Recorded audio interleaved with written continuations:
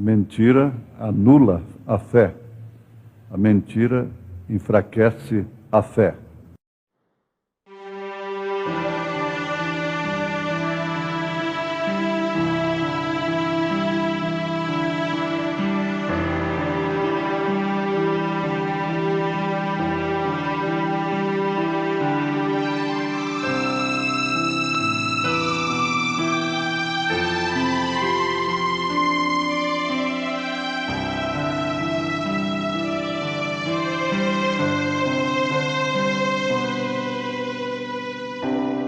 Eu estava ali do lado dele. A minha sentença era a mesma dele. Eu era o ladrão e ele era Jesus. E havia o meu amigo na terceira cruz, no alto do Calvário, prontos pra morrer. Vi algo diferente no semblante dele e vi que ali não era o lugar para ele.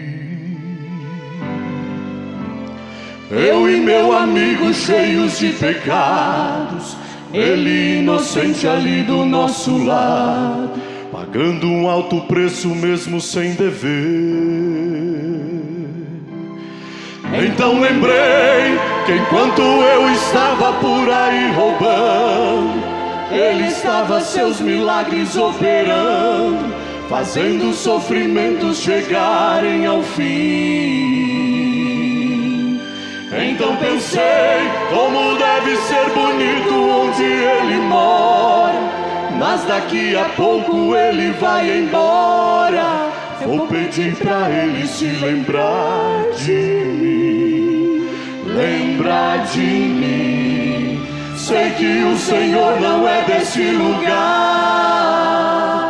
Lembrar de mim, quando no teu reino o Senhor entrar. Eu era o pecador e ele o salvador. Eu era puro ódio e ele puro amor. Eu tinha um inferno a me esperar, ele tinha um paraíso para me ofertar. Eu era pura treva e ele pura luz. Eu era o ladrão e ele era Jesus. Então eu percebi que meu melhor lugar foi alguém me colocar ali naquela cruz. Quando ouvi ele me falar, no paraíso hoje comigo estará.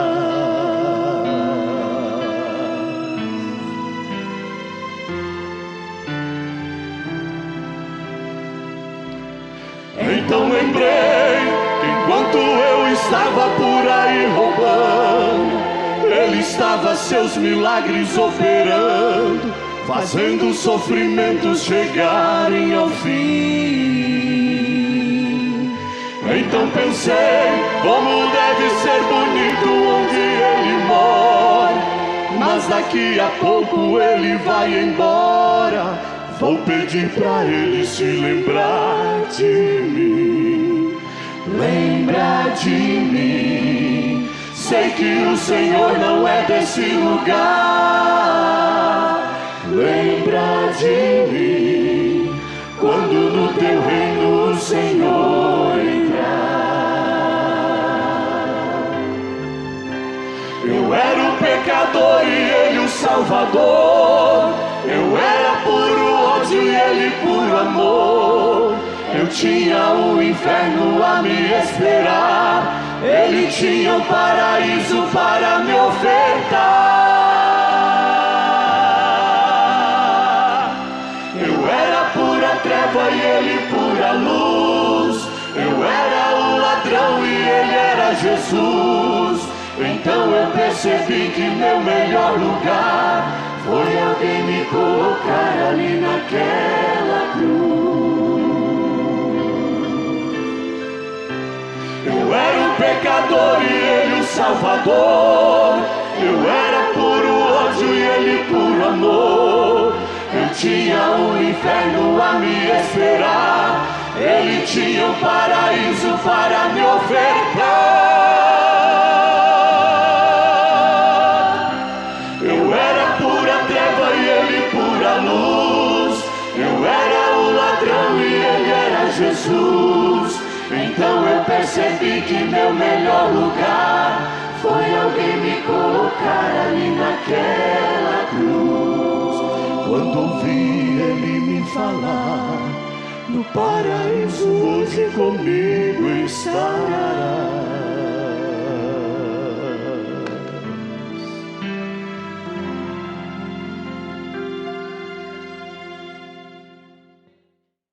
A mentira é uma verdade pervertida. Ninguém deve crer numa mentira, mas somente na verdade. Especialmente se tratando do fator espiritual. O mundo vive debaixo da mentira religiosa. Infelizmente, isso é um fato incontestável que não deixa de nos abalar até. Porque tudo no mundo está baseado na mentira. Todas as religiões estão baseadas em mentiras. Isto quer dizer, em verdades pervertidas.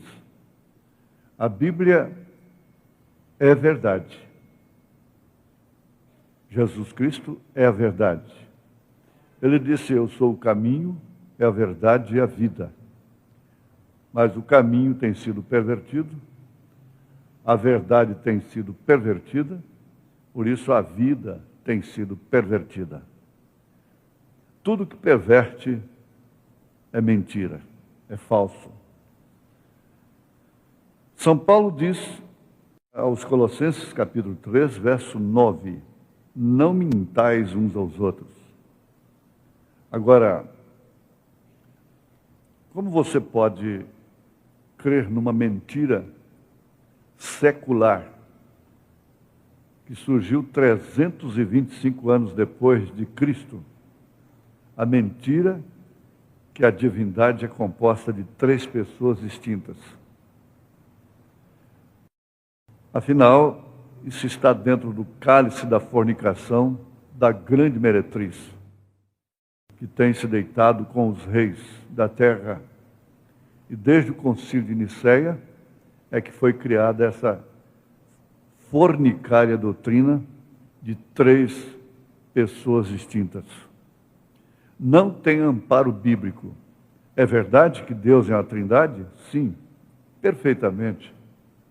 Mas quando se fala de 3 pessoas distintas, é uma mentira pervertendo uma verdade. Mas deve-se colocar em tempo que a expressão vida pervertida, palavra pervertida, caminho pervertido, verdade pervertido, não quer dizer que Jesus deixou de ser a verdade. Não quer dizer que a Bíblia deixa de ser a verdade. Não quer dizer que deixa de existir um caminho verdadeiro e uma vida abundante. Não. O mundo perverte essas coisas para si. As mulheres estão vivendo sob uma mentira, uma falsidade tão tremenda que, por fim, elas não sabem realmente nem o que significa olhar no espelho. A inveja tem tomado conta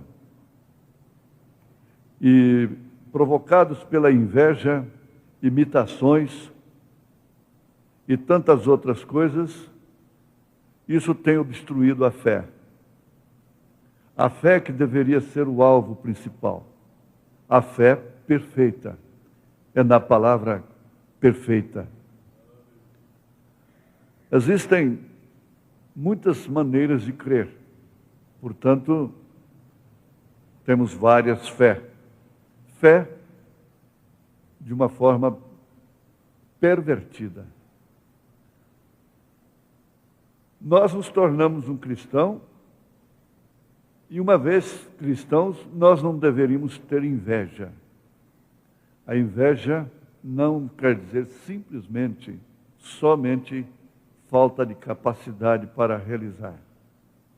A inveja te leva a copiar de outros e fazer aquilo que você não é. A inveja leva as pessoas a se vestirem.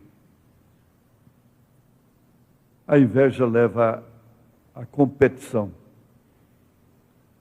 Nós não podemos ter fé quando nós estamos tentando apresentar respeito e honra um ao outro. Veja, o profeta de Deus afirma isso. Com respeitos humanos, acepções de pessoas, isso não acrescenta a fé. Nós não podemos ter fé se atuamos de uma forma insegura, baseados em doutrinas que pervertem a verdade. Isto quer dizer, pervertem a verdade para aqueles que nelas creem. Nós temos que honrar a Deus. E só podemos honrá-lo através de uma fé correta. Não uma fé que nos leva a crer em coisas que não existem. Você espera encontrar no milênio 3 tronos, 3 senhores, 3 reis? Qualquer um que tenha um fundamento bíblico compreende perfeitamente que isso nunca existirá. Porquanto concentra em Jesus Cristo toda a plenitude da divindade, sendo Ele próprio Rei dos reis, Senhor dos senhores, Pai da eternidade, o primeiro e o último, o Alfa e o Ômega. Ele afirma: eu e o Pai somos um. Ele disse: quem vê a mim, vê o Pai. Ele disse: manifestei o teu nome aos homens. Está escrito em São João que o Filho unigênito que estava no seio do Pai, este o fez conhecer. Ele disse: há tanto tempo estou convosco, Felipe, e não me tendes visto. Quem vê a mim, vê o Pai. Agora sim encontramos a verdadeira Trindade. Pai, Deus sobre nós. Filho, Deus conosco. Espírito Santo, Deus em nós. Então são 3 ofícios de um só Deus, que concentra em Jesus toda a plenitude da divindade, que Ele, por sua vez, passa a concentrar tudo o que Ele é em seu corpo místico, que é a sua igreja escolhida, que é a sua noiva, a sua esposa. Agora, isso não é mentira. Qualquer erudito, eu quero ver qual o PhD, qual o teólogo, que tem coragem de dizer que isto que acabei de afirmar não é verdade. É uma verdade, e é uma verdade que não pode ser pervertida. O que Ele é, nós seremos. Teremos corpos como o dele, com o poder eficaz de sujeitar a si todas as coisas. Como Ele é, nós seremos.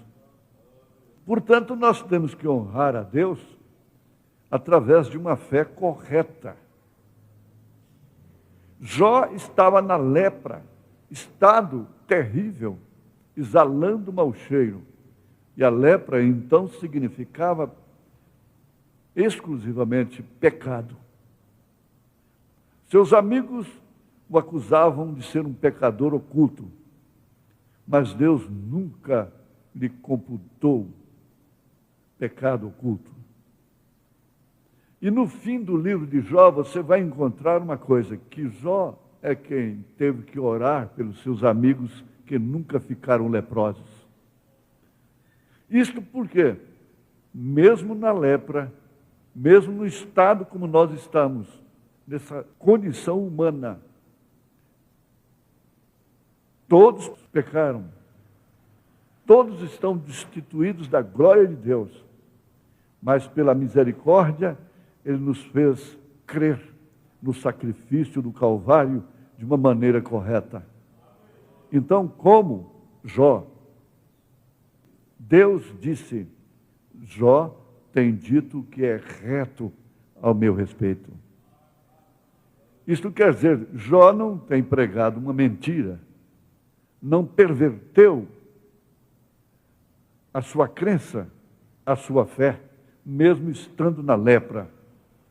O seu segundo estado foi decepcionante. Levou a sua esposa a esconjurá-lo. Ela o excomungou de sua presença e ainda agiu como uma louca, dizendo, amaldiçoa a Deus e morre. Ele disse, com a fé perfeita, você deveria estar entre as loucas. Agora, veja como honrar a Deus. Você veja aí em Hebreus capítulo 11, que somente aqueles que aproximam de Deus, crendo que Ele existe, através dessa fé perfeita, é que pode ser galardoado por Ele. Porque na mesma carta, no mesmo capítulo, está escrito, a fé é o firme fundamento das coisas que se esperam e a prova das coisas que não se veem. A única maneira de honrar a Deus é através de uma fé correta. Você chega a Jesus Cristo através do Espírito Santo. Você chega a Deus através de Jesus Cristo pelo sangue.